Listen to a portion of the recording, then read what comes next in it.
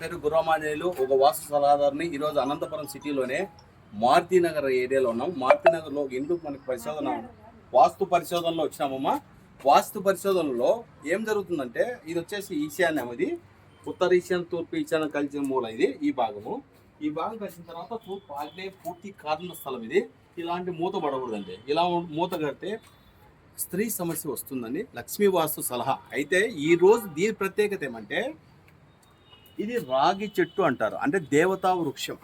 ఈ దేవతా వృక్షానికి ఇల్లు బారుగా ఉన్నప్పుడు, అంటే ఇల్లు దగ్గరగా ఉన్నప్పుడు, రాగి చెట్టు యొక్క అంటే నీడ మన ఇంటి పైన పడకూడదు, అంటే దేవాలయంతో సమానము.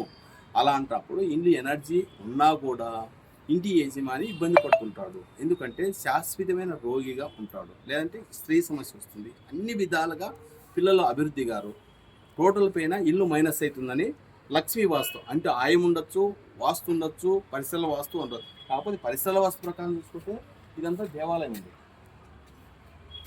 ఇదంతా దేవాలయం. విష్ణువాలయానికి మనం పడమర దిశలో ఉండకూడదు. విష్ణువాలయం తూర్పు ఉండి మనం పడమర ఉండకూడదు. ఎందుకంటే విష్ణువాలయం మనకి నీడ అంటే ఉదయించినప్పుడు సూర్యకిరణాలు పడమట పడతాయి కాబట్టి ఇది minus in Lakshmi vastu. Thank you అండి. గుర్రమాంజనేయులు. నా నెంబర్ 9966181170. ఈ నెంబర్కి ఫోన్ చేయొచ్చు, కాల్ చేసి ఉచితంగా వాస్తు సలహాలు తీసుకోవచ్చు. Thank you Gurramanjaneyulu.